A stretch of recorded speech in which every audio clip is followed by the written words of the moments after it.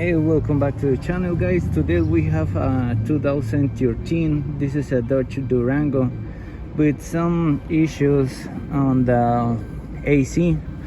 Alright, so now the AC compressor is not working, and we have the diagram right here. This is the AC compressor clutch, pin number 1 and 2. The dark blue yellow wire on the number 1 has the 12 volts, and the pin 22, no, just pin 2, sorry, has the ground. All right, so we're going to check right here on the truck. If you see right here, look, I have the multimeter on this side, on the cable black. This is the ground, and the other cable is on positive to the battery. Okay, so now we have 12 volts, and the other one we don't have nothing because the motor is off. Okay, so we're going to turn it on. Okay, guys, look at this. Now it's on. You remember it's turning off. But look at this. We have the 12 volts.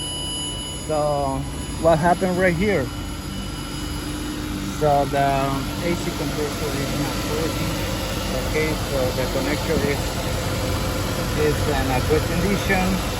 The signal wire to the 12 volts and ground is working, but the AC compressor is okay. Let me show you guys when the connector is connected on the AC compressor. All right, so look at this. Now we're going to disassemble these cable pins. Now it's connected right there. Okay, so now turn it on, and the AC is turned on. If you see the light right here, it's turned on, but the AC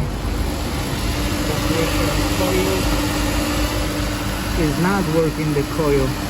All right, so we're going to replace the compressor.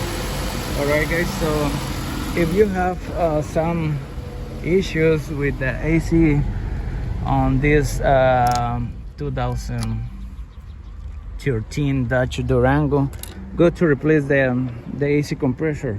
Okay, just before to replace, check the 12 volts signal wires, ground, and if you have the 12 volts and ground, just go to replace the AC compressor.